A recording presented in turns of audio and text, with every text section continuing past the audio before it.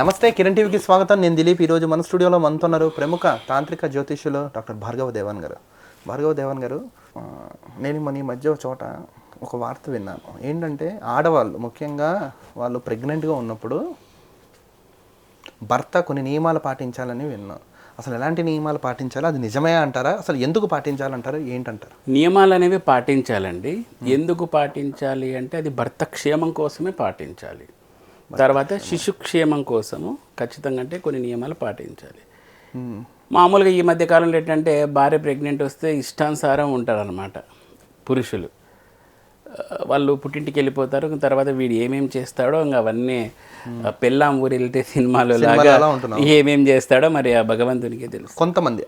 కొంతమంది సో మరి శాస్త్రం అనేది కొన్ని చెప్పింది. ఏమేమి చెప్పింది అంటే మొట్టమొదటగా క్షూరకారం అంటే షేవింగ్ అనేది చేసుకోకూడదు, ఆ హెయిర్ అలాగే వదిలేయాలి.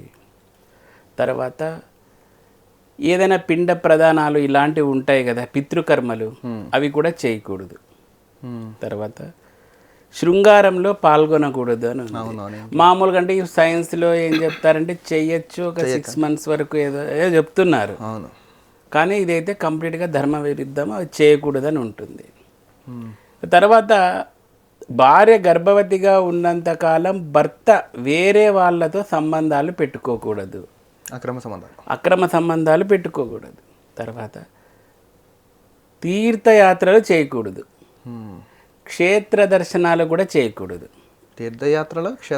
క్షేత్ర దర్శనాలు కూడా చేయకూడదు. మీరు ఎంతున్నా మీరు అనుకోవాలి ఇక్కడే ఉండాలి, అది మరి అలాగే పెట్టేసింది శాస్త్రం. తర్వాత సముద్ర ప్రయాణాలు చేయకూడదు. అంటే ఇవి కొన్ని అప్పటి పరిస్థితుల దృష్ట్యా కొన్ని పెట్టిన మాట వాస్తవమే. కానీ మనకి ఏదైనా శాస్త్రం అనేది చెప్పింది కాబట్టి ఇవన్నీ కూడా పాటించాలి. క్షురకర్మ అంటే హెయిర్ కటింగ్ ఇలాంటివి చేసుకోకూడదు, పరస్త్రీలతో సంభోగం పెట్టుకోకూడదు, ఇవన్నీ ఉంటాయి. అప్పు ఇవ్వకూడదు. అంటారా? అప్పు ఇవ్వకూడదు. ఇల్లు కట్టకూడదు. చెట్లు కొట్టేయకూడదు. ముఖ్యంగా తులసి మొక్కను పీకకూడదు.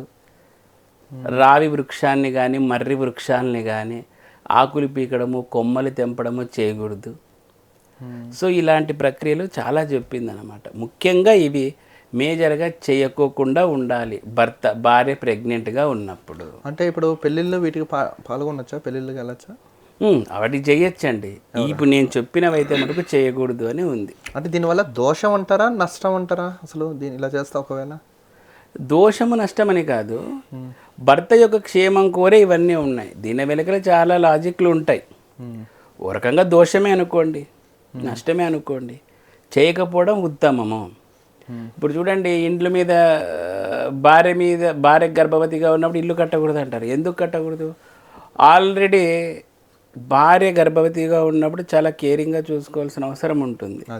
ఇప్పుడు మనం ఇక్కడ కేరింగ్గా చూసుకోవాలి. ఇల్లు కడుతున్నారు అనుకోండి ఫర్ ఎగ్జాంపుల్, అక్కడ టెన్షన్ ఉంటుంది అదేదో అని చెప్పేసి, మరి ఇక్కడ అంటే రెండింటి మీద కాన్సన్ట్రేషన్ చేయలేకపోతాడని భార్యనే ఇట్లా చూసుకోవాలి ఉంటుంది. అందుకే బరువు మీద బరువు పెట్టకూడదు అంటే ఆల్రెడీ భార్య బరువుతో ఉంది, నువ్వు మళ్ళీ ఒక బరువును పెట్టుకోకూడదు అనేదానికి ఇట్లా కొన్ని రకాలుగా చెప్పారు.